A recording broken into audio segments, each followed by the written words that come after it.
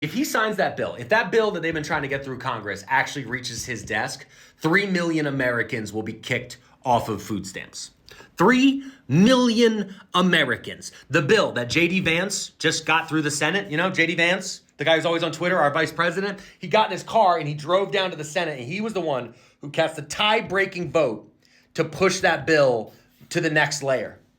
And that bill, inside of it, says that they are going to cut nearly $30 billion a year from food assistance programs. It's called SNAP benefits now. When I was growing up, it was called food stamps. You used to get a voucher, but now you get a card that you can take to like the grocery store, buy chicken and bread and shit like that, right? They want to cut that program. When that program gets cut, those people, 3 million of them, are still going to be hungry. They're still going to need food. So I want you to think this through. Where are they going to turn to? They're going to turn to food banks, right? You got a food bank in your community. A lot of people have helped out at food banks, or they've donated money, or maybe you've dropped off some pasta, right? Well, those places also get funding from the federal government. And guess what? They've already cut their funding. Those food banks are already stretched thinner. Those food banks have already said before 3 million people get kicked off their food stamps, those same food banks have already said they can't even handle as many people as they did last year because of the loss in funding.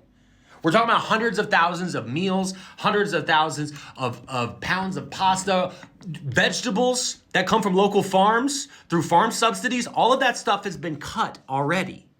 So nonprofit organizations and aid orgs that have been helping Americans right here at home are having their money ripped away, their funding thrown into the foam party of Jeff Bezos's yacht.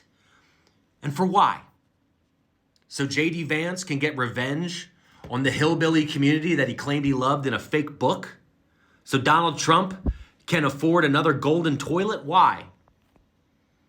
Right now, what we're looking at is going to be insanely crazy.